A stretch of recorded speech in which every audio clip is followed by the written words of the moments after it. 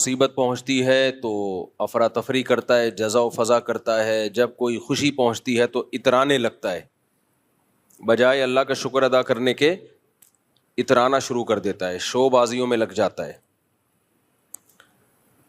فرمایا ان دو برائیوں سے وہ لوگ محفوظ ہیں جن کا اللہ سے تعلق مضبوط ہے. جزاک اللہ بھائی، 2 منٹ 2 گھونٹ بس. ابھی تھوڑا صحیح ہوئی ہے چائے، تھوڑا سا پیتے رہیں گے، آرام لائن پہ رہیے گا آپ لوگ. ان برائیوں سے وہ لوگ محفوظ ہیں جن کا اللہ سے تعلق بہت مضبوط ہے. اور اللہ سے مضبوط تعلق کی علامت کیا ہے؟ الا المصلین، نماز کی بہت سخت پابندی. اسلام میں جتنا فوکس نماز کو کیا گیا ہے کسی حکم کو نہیں کیا گیا. اچھا، ہمارا مسئلہ کیا ہے کہ نماز عبادت مقصودہ میں سے ہے. دیکھیں شریعت میں 2 طرح کی عبادتیں ہیں. ایک عبادت تو وہ ہے جو خود مقصود نہیں ہوتی بلکہ اس سے مقصد کوئی دوسرا کام ہوتا ہے. جیسے وضو، یہ بذات خود مقصود نہیں ہے بلکہ وضو کا مقصد کیا ہے؟ نماز پڑھنا آپ کے لیے حلال ہو جائے، جائز ہو جائے. اب کوئی سارا دن بیٹھ کے وضو ہی کرتا رہے، نماز نہ پڑھے، تو اس کو ہم بے وقوف کہیں گے. احرام کا بنیادی مقصد کیا ہے؟ احرام خود کوئی عبادت نہیں ہے، لیکن عمرہ یا حج کرنے کے لیے آپ کو احرام کی حالت میں آنا ضروری ہے. اس احرام کی حالت میں آئے بغیر آپ نہ حج کر سکتے ہو اور نہ عمرہ کر سکتے ہیں آپ. اس لیے ان کو شرط کہا جاتا ہے. شرط کہتے ہیں کسی بھی چیز کا خارج وہ اس کے اندر نہ ہو. نماز کے ارکان کیا ہیں؟ قیام ہے، رکوع ہے، سجدہ ہے، تلاوت کرنا. وضو نماز کے ارکان میں سے نہیں ہے بلکہ نماز سے باہر کی چیز ہے. اس لیے ہم کہتے ہیں وضو نماز کی شرطوں میں سے ہے. پاک ہونا، صاف ہونا، جسم کا پاک ہونا، باوضو ہونا، یہ سب چیزیں نماز کی شرطوں میں سے ہیں. اور کچھ عبادتیں ایسی ہیں جو بذات خود مقصود ہیں، جیسے نماز ہے، حج ہے، روزہ ہے، زکوٰۃ ہے. اگر آپ نے نماز نہیں پڑھنی تو آپ پر وضو بھی لازم نہیں ہے. لوگ ہم سے مسئلہ پوچھتے ہیں غسل فرض ہو گیا، کیا رات کو فوراً غسل کرنا ضروری ہے؟ کیا غسل کیے بغیر ہم سو سکتے ہیں؟ تو اس کا جواب کیا ہے بھائی؟ غسل فرض ہے نماز پڑھنے کے لیے. تو اگر آپ نے رات کو عشاء کی نماز نہیں پڑھی ہے تو پھر تو فوراً غسل فرض ہے تاکہ آپ کے لیے عشاء کی نماز حلال ہو جائے. اور اگر آپ نے نماز پڑھ لی ہے تو فجر کی نماز میں ابھی 5 6 7 8 گھنٹے باقی ہیں تو فوری غسل کرنا فرض نہیں ہے، کیونکہ غسل عبادت مقصودہ میں سے نہیں ہے. غسل جو فرض غسل ہوتا ہے وہ کیا اس لیے جاتا ہے تاکہ آپ کے لیے فجر کی نماز پڑھنا حلال ہو جائے. تبھی جو پوستی لوگ ہیں فجر پڑھتے ہی نہیں ہیں، وہ 11 بجے اٹھ کے غسل کر رہے ہوتے ہیں. اور زیادہ پوستی پن پہ آپ آ جائیں تو کرتے ہی نہیں ہیں وہ. تبھی غیر مسلموں میں یہ غسل جنابت نہیں ہوتا. جو غیر مسلم لوگ ہیں ان میں غسل جنابت نہیں ہوتا کیونکہ انہوں نے نماز ہی نہیں پڑھنی ہوتی. ویسے ہی وہ صاف ستھرے ہونے کے لیے بات لے لیں تو ان کی مرضی ہے، نہیں لیں تو بھی کہتے ہیں کیا ہے بس چلو ویسے. تو پورا مہینہ گزر جاتا ہے. تبھی اسلام میں حکم یہ ہے کہ جب کوئی غیر مسلم اسلام قبول کرے تو اس کو غسل کرایا جائے، کیونکہ ہو سکتا ہے اس پہ غسل فرض ہو اور اس نے نہ کیا ہو. تو غسل ہو گیا، وضو ہو گیا، ان کی فرضیت کیوں ہے؟ تاکہ آپ کے لیے عبادت جو نماز ہے وہ آپ ادائیگی کر سکیں. تو اب اس کو سمجھیں کہ عبادت مقصودہ بہر صورت کرنی ہی کرنی ہے. جہاد کس میں داخل ہے؟ عبادت مقصودہ میں ہے یا غیر مقصودہ میں؟ بولو نا، غیر مقصودہ میں. وہ بذات خود مقصود نہیں ہے. بذات خود مقصد کیا ہے؟ اللہ کا دین غالب ہو جائے، دشمن کا شر ٹوٹ جائے.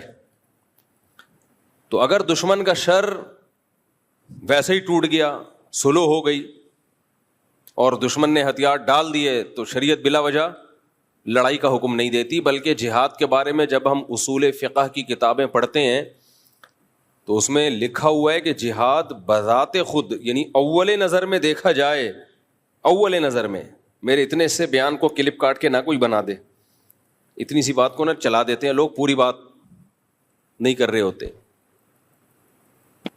پہلی نظر میں اگر دیکھا جائے تو فساد ہے، اس میں کوئی ایسا کام نہیں ہو رہا جو اللہ جس کو پسند کرتا ہو. مار کٹائی، قتل و غارت، معصوم لوگوں کی جانیں بھی جاتی ہیں. چاہے جب آپ جہاد کرتے ہو تو شریعت نے حکم دیا ہے کہ عورتوں بچوں کو قتل نہ کیا جائے، لیکن جب بھی بم گرے گا آپ نے نشانہ تو دشمن کے فوجیوں کو بنایا، لیکن بم کے دھوئیں اور چھرے کہیں نہ کہیں تو پہنچیں گے. بم تو یہ تھوڑی دیکھتا ہے کہ بھئی ادھر پھٹنا ہے، یہ ادھر ادھر دائیں بائیں اگر کوئی بے گناہ لوگ گزر رہے ہیں تو ان کی قریب سے گزر جانا ہے. غریبی میں 2-4 معصوم لوگ بھی مر جاتے ہیں اس سے. تو انسانیت قتل ہوتی ہے، اس میں لوگ معذور ہو جاتے ہیں، گھر اجڑ جاتے ہیں. تو اس لیے علماء جو اصول فقہ کی کتابیں جنہوں نے صدیوں پہلے لکھی ہیں وہ کہتے ہیں جہاد میں تو خون خرابہ ہے اور اللہ کو زمین میں فساد پسند نہیں ہے، کسی بھی درجے میں پسند نہیں ہے. لیکن یہی جہاد بہت بڑی عبادت ہے جب فساد ختم کرنے کے لیے ہو، جب فساد ختم کرنے کے لیے. کیوں؟ وجہ اس کی یہ کہ اگر یہ جہاد نہیں ہوگا تو خون خرابہ رکے گا تھوڑی، اس سے بڑا خون خرابہ ہوگا. ابھی قریب میں اس کی مثال ہے، انہوں نے فائرنگ شروع کر دی، پڑوسیوں نے میزائل داغنا شروع کر دیے. ہم اگر کہتے بھائی جہاد تو فساد ہے، ہم اگر بم برسائیں گے ماریں گے تو یہ نہ ہو جائے وہ نہ ہو جائے، تو بہتر یہی ہے کہ کچھ نہ کیا جائے. تو ادھر کچھ ہو نہ ہو، ہم اب تک اس دنیا کی مارکیٹ سے شارٹ ہو چکے ہوتے. لوگ کہتے کہ جی ایک مسجد تھی جہاں مفتی صاحب کا بیان ہوا کرتا تھا.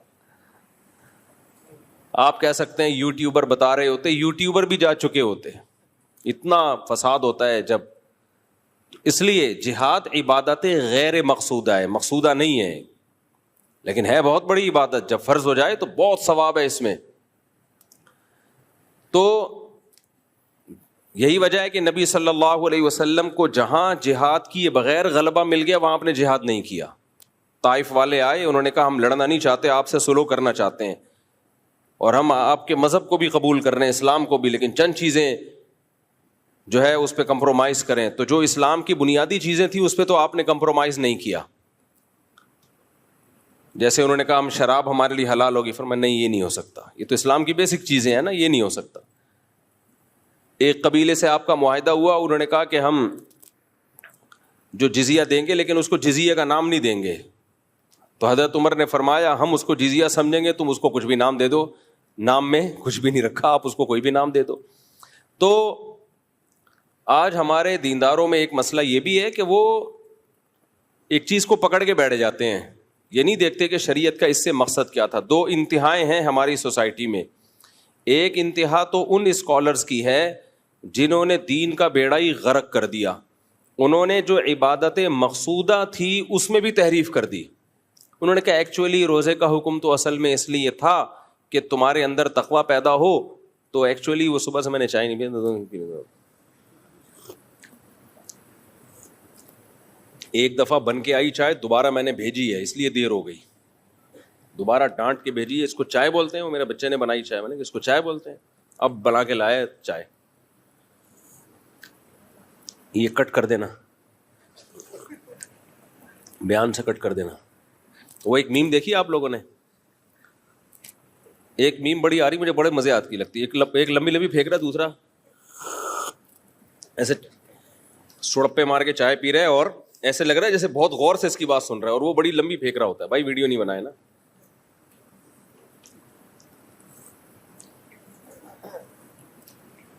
بس جزاک اللہ. تو ایک فریق نے تو کیا کیا، جو عبادت مقصودہ تھی نا اس کا بھی انکار کر دیا. ایک فرقہ ہے وہ نماز کا منکر ہے، وہ کہتے ہیں نماز ہے ہی نہیں اسلام میں. ایکچولی وہ تو اس لیے تھی، منکرین حدیث بھی بہت سے نماز کا انکار کر دیتے ہیں. کہتے ہیں نماز کا تو بنیادی مقصد تھا وہ تو گیدرنگ تھی اور بے حیائی سے تمہاری جان چھوٹ جائے. ان الصلاۃ تنہی عن الفحشاء والمنکر, نماز بے حیائی سے روکتی ہے. اور یہ تو اب نماز روک ہی نہیں رہی ہے تو اب نماز پڑھنے کی ضرورت ہے ہی نہیں. تو یہ بالکل غلط دلیل ہے بھائی. نماز عبادت مقصودہ میں سے ہے, یہ خود مقصود ہے, یہ خود کیا ہے, مقصد ہے. آپ کو نماز بے حیائی سے روکے نہیں روکے, آپ نے پڑھنی ہی پڑھنی ہے.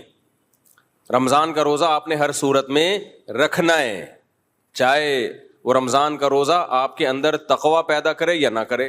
روزے کی حکمت اللہ نے کیا بیان کی ہے؟ تقوی. لعلکم تتقون, تاکہ تمہارے اندر تقوی پیدا ہو. کیا ہو رہا ہے پیدا؟ کتنے لوگ ہیں رمضان میں بھی ٹھگ رہے ہوتے ہیں لوگوں کو, فلمیں دیکھ کے ٹائم پاس کر رہے ہوتے ہیں روزے میں, تو تقوی تو پیدا ہی نہیں ہو رہا. تو ان کو کیا کہا جائے گا؟ روزہ چھوڑ دیں وہ؟ نہ نہ نہ, بالکل نہیں. روزہ پھر بھی رکھنا پڑے گا. نماز کا بنیادی مقصد ہے اللہ سے تعلق کیا ہو جائے آپ کا مضبوط. بہت سے لوگوں کا نہیں مضبوط ہو رہا ہوتا نماز سے تعلق, پھر بھی نماز چھوڑنے کی ان کو اجازت نہیں ہے, کیونکہ یہ عبادت مقصودہ میں سے خود مقصود ہے, اس کو کرنا ہے آپ نے ہر صورت میں. تو کچھ لوگوں نے کیا کیا, انہوں نے کہا کہ چونکہ نماز سے مقصد حاصل نہیں ہو رہا لہذا نماز پڑھنے کا کیا فائدہ. ایسے لوگ یہ تانے دیتے ہیں کہ تمہیں ایسی نماز کا کیا فائدہ جو تمہیں جھوٹ سے نہ بچا سکے. چھوڑو, اس سے تو وہ انگریز ہی اچھے ہیں جو نماز نہیں پڑھتے, سچ تو بولتے ہیں نا کم از کم. ایسی نماز سے کیا فائدہ جو تمہیں کرپشن سے نہیں روک سکتی. اس سے بہتر تو وہ ایماندار آدمی ہے جو نماز نہیں پڑھتا لیکن بے ایمانی نہیں کرتا. نہ نہ نہ, یہ جملہ زبان سے مت نکالا کرو. بے ایمانی کرنا الگ جرم ہے, نماز چھوڑنا الگ جرم ہے. اسلام سے پتہ چلتا ہے کہ نماز قضا کرنا بے ایمانی سے بڑا جرم ہے اللہ کی نظر میں. نماز قضا کرنا اللہ کی نظر میں بے ایمانی سے, بول لینا یا سب کو چائے پلاؤں کیا تب ایکٹیو ہوں گے کیا؟ ہاں تو آپ ایسے سس سے لگ رہے ہو یار. تو اتنا تھوڑی ہے کہ میں نے پیے تو اب میں سب کو پلاؤں بیٹھ گیا, کبھی پلا بھی دیں گے انشاءاللہ. تو نماز چھوڑنا اللہ کی نظر میں یہ زیادہ بڑا جرم ہے, کرپشن بھی بڑا جرم ہے. تو وجہ کیا ہے؟ ہم نے انسانوں سے پوچھا ہے کہ صحیح کیا ہے غلط کیا ہے. قرآن سے آپ پوچھو تو قرآن جتنا فوکس نماز کو کرتا ہے اتنا کسی چیز کو نہیں کرتا. کیوں فوکس کرتا ہے نماز کو؟ اللہ کہتے ہیں پہلے مجھے تو مانو, اور تم مجھے مانتے ہو اس کا ثبوت پیش کرو. اور اس کا ثبوت کیا ہے؟ نماز. جہاں ایمان والوں کی اللہ نے علامات بیان کی ہیں, سب سے پہلے نمبر پہ اگر کسی چیز کا ذکر ہوتا ہے تو وہ کس کا؟ نماز کا. نماز قائم کرتے ہیں, نماز قائم کرتے ہیں, نماز قائم کرتے ہیں. باقی سب چیزیں بعد میں.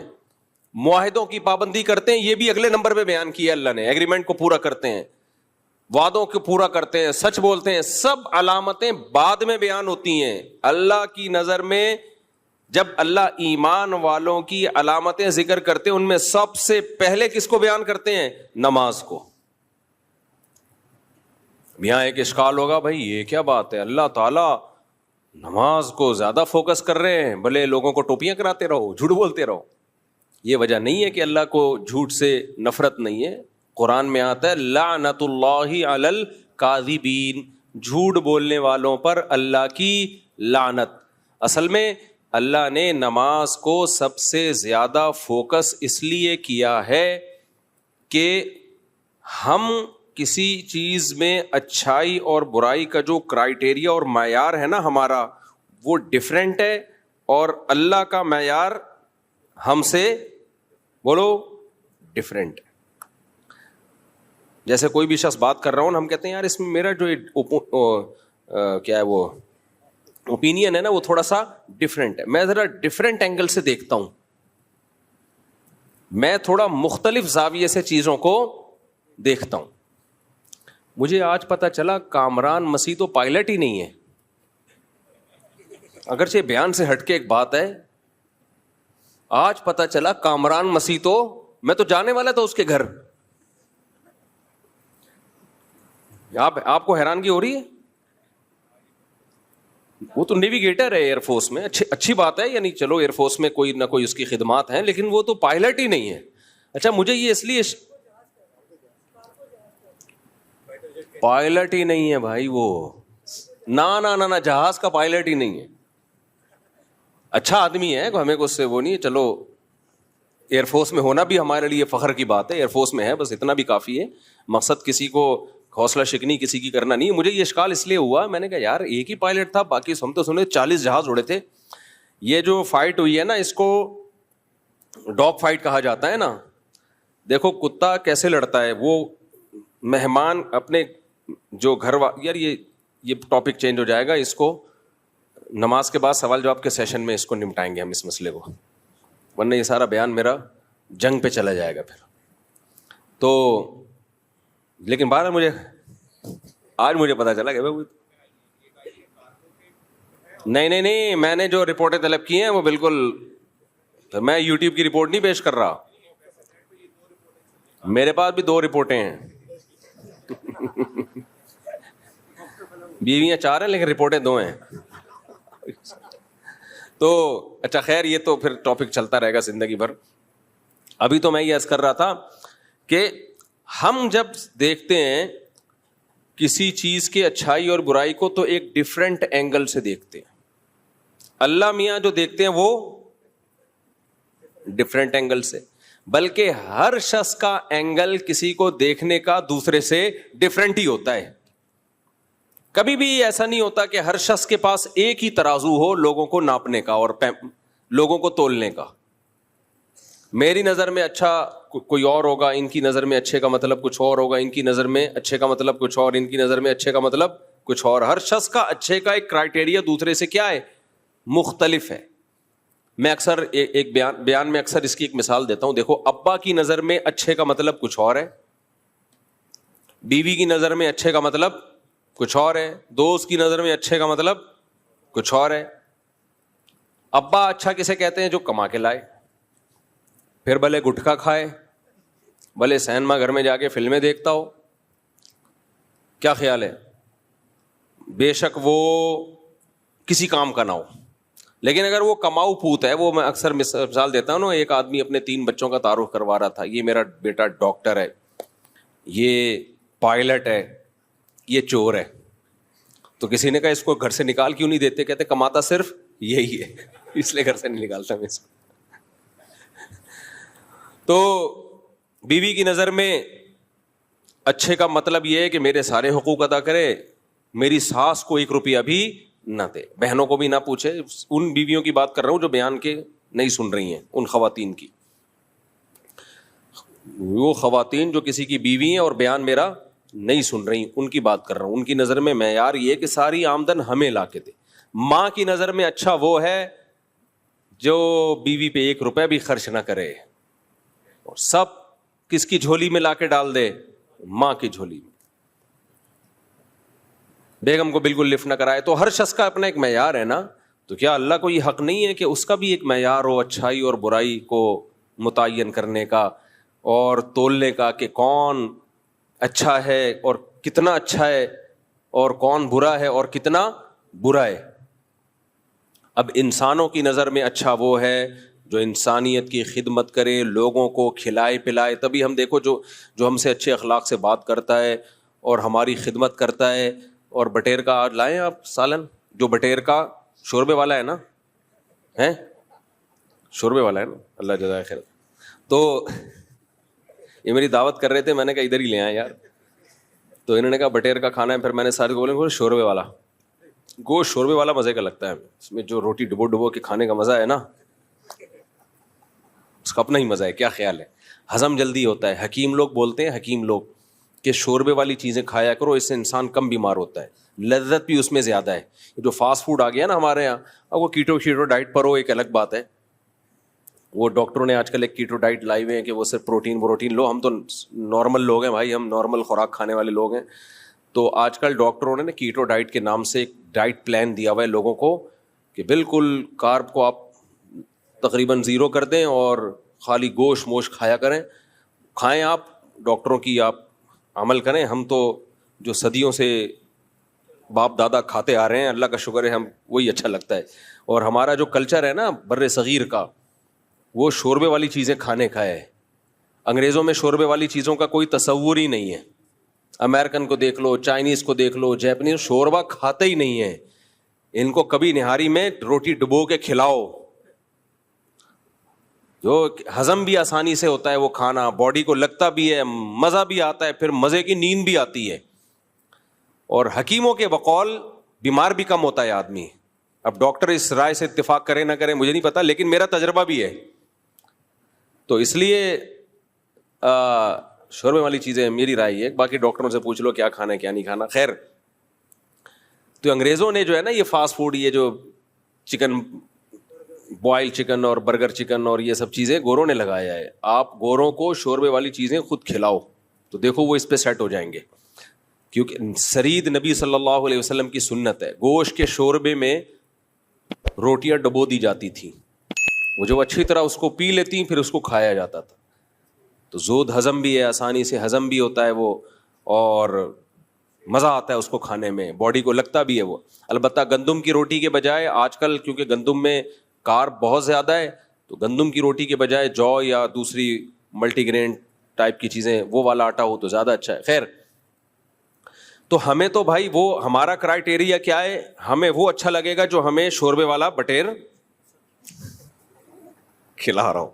صحیح ہے نا, شوربے والا بٹیر کھلا رہا ہوں تو میں تو اس کی تعریف کروں, کتنے اچھے آدمی ہیں بھائی. اور اب کیا یہ اب سارا ہی بتانا شروع کر دوں, لوگ بولیں گے سارے جو ہے نا یہ اسی چکر میں مولوی صاحب کے لوگ ان کو یہ کھلایا کریں. تو اس لیے مزید مثالیں میں نہیں دیتا کہ دمبے کی چربی اور پھر اس میں پراٹھا بنا ہوا ہو صبح ناشتے میں, اور زیادہ ہو جائے گا پھر نا. اچھا خیر, آئل کم ہو شوربے والے, اس میں آئل سے مزہ خراب ہوتا ہے. میں آپ کو بتاؤں, شوربے جو گوشت, آلو گوشت کا جو شوربہ ہے نا, تازہ گائے کا گوشت ہو, آلو ہو اور شوربہ ہو, مزہ نہ آئے پیسے واپس. خیر, تو انسان کا معیار کیا ہے بھائی؟ انسان کا معیار یہ ہے کہ جو انسانیت کی خدمت کرے ہمیں وہ سب سے زیادہ اچھا لگتا ہے. بھئی یہ بیوہ عورتوں کی مدد کرتا ہے, یہ یتیموں کی مدد کرتا ہے. قرآن نے بھی تعریفیں کی ایسے لوگوں کی, لیکن سب سے اچھا یہ ہے نا نا نا نا, اللہ کہتے ہیں سب سے اچھا یہ نہیں ہے. برا کون ہے ہماری نظر میں سب سے؟ ہماری نظر میں سب سے برا وہ ہے جو لوگوں سے جھوٹ بولے. یقیناً بہت برا ہے. قرآن کہہ رہے لعنت اللہ علی الکاذبین, جھوٹوں پر اللہ کی لعنت. ہماری نظر میں سب سے برا وہ ہے جو انسانوں کا قتل کرے. یقیناً بہت بڑا جرم ہے قتل کرنا, لیکن کیا سب سے بڑا جرم ہے؟ اللہ کہتے ہیں نہیں, سب سے بڑا نہیں. ہماری نظر میں سب سے بڑا جرم انسانیت کو قتل کرنا ہے یا نہیں ہے؟ اسلام کہتا ہے بہت بڑا جرم ہے یہ, سب سے بڑا نہیں ہے. تو اللہ سے اگر ہم پوچھتے ہیں نا سب سے بڑا جرم, تو اللہ کہتے ہیں ان الشرک لظلم عظیم. اللہ سب سے پہلے جب کسی کو تولتا ہے نا کہ یہ اچھا ہے یا برا